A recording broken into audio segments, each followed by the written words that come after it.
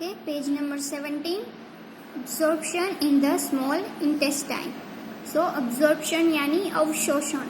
There are adsorption and absorption. AD means अधिशोषण and AB means absorption यानी अवशोषण. So जो small intestine है उसमें अवशोषण के बारे हम बात करेंगे. The digested food can now pass into the blood vessels in the wall of the intestine.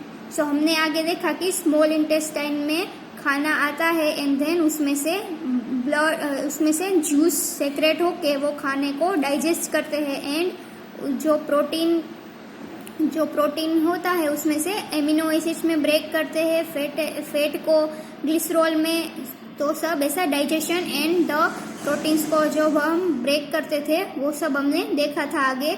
अब क्या होता है, जब जो डाइजेस्ट हो गया होता है खाना वो अब कहाँ जाता है, ब्लड वेसल्स में. So blood vessel in the wall of the intestine. So जो पचा हुआ खाना होता है डाइजेस्टेड फूड वो अब ब्लड वेसल्स में जाता है. This process is called absorption. तो इसे अंडरलाइन कर देना, इस प्रोसेस को क्या बोलते हैं, absorption.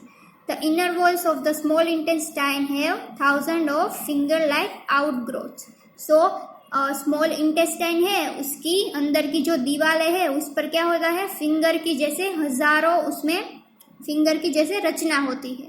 These are called villi. So इसे क्या बोलते हैं, villi. Singular villus. Can you guess what the role of the villi could be in the intestine? आपको पता है कि जो अंदर thousands जो हजारों फिंगर की जैसे रचना होती है जो जिसे हम बुलाते हैं विलाई, उसका फंक्शन क्या है आपको पता है. सो हमें दिया गया है कि the villi increase the surface area for absorption of the digested food. तो वो क्या करती है कि जो सरफेस एरिया है उसे इंक्रीज करती है, बढ़ाती है, ताकि फूड डाइजेस्ट हो जाए, अच्छी तरीके से उसका शोषण हो जाए. Each villus has a network of thin and small blood vessels close to its surface. So सभी विलस के पास क्या है, एक thin and small blood vessels है उसके surface के पास. The surface of the villi absorbs the digested food materials. The absorbed substances are transported via the blood vessels to different organs of the body where they are used to build complex substances. So जो surface है villi की वो क्या करती है, food जो material है उसको डाइजेस्ट, जो फूड मटेरियल है उसको ऑब्जॉर्ब करती है. विलाई की सरफेस है, विलाई के दीवारें है अंदर की, वो डाइजेस्टेड फूड को ऑब्जॉर्ब यानी उसका अवशोषण करती है. The absorb substances are transported via the blood vessel to different organs. So जो डाइजेस्टेड फूड है हमारा वो अब ब्लड वेसल्स के थ्रू अलग अलग डिफरेंट हमारे ऑर्गन्स में ट्रांसपोर्ट हो जाएगा. Where they are used to build complex substances such as the.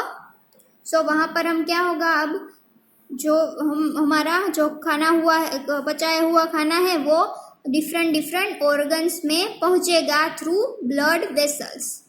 Where they are used to build complex substances, जो वहाँ पर वो क्या होगा, कॉम्प्लेक्स सब्सटेंसेस बने, such as proteins required by the body. This is called assimilation. So हमने क्या देखा कि जो ब्लड वेसल्स के थ्रू जो पचा हुआ खाना है, डाइजेस्टेड फूड है, वो डिफरेंट ऑर्गन्स में ट्रांसपोर्टेड होगा और वहाँ पर वो कॉम्प्लेक्स सब्सटेंसेस बनाएगा जैसे कि प्रोटीन्स. सो इसे हम क्या बोलेंगे, असिमिलेशन यानी मिलना.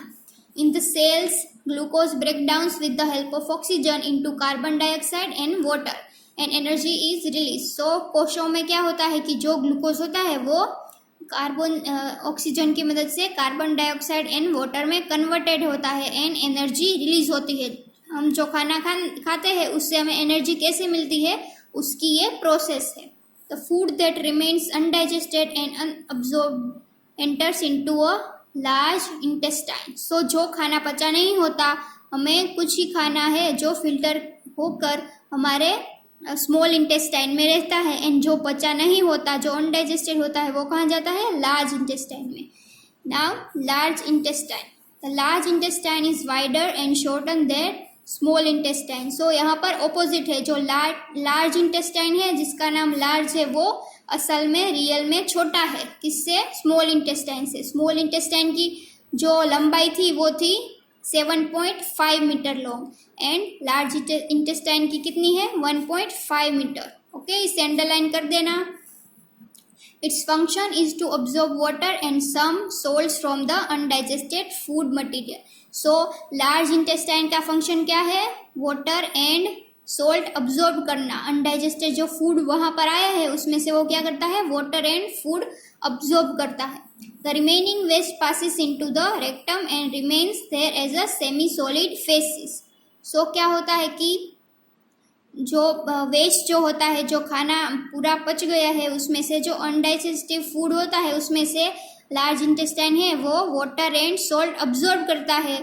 फिर उसमें से जो वेस्ट जो मटेरियल है वो रेक्टम यानी मल द्वार, ओके, उसके थ्रू सेमी सॉलिड फेसिस। सो उसके थ्रू वो आधा पचा हुआ खाना जो है वो मल के स्वरूप में स्टोर होता है। The faecal matter is remove through the anus from time to time. So जो मल के रूप में जो आधा पचा हुआ खाना है वो टाइम टू टाइम मल द्वार के थ्रू रिमूव होता है। This is called egestion. Okay, इसको भी अंडरलाइन कर देना। Okay, that was large intestine.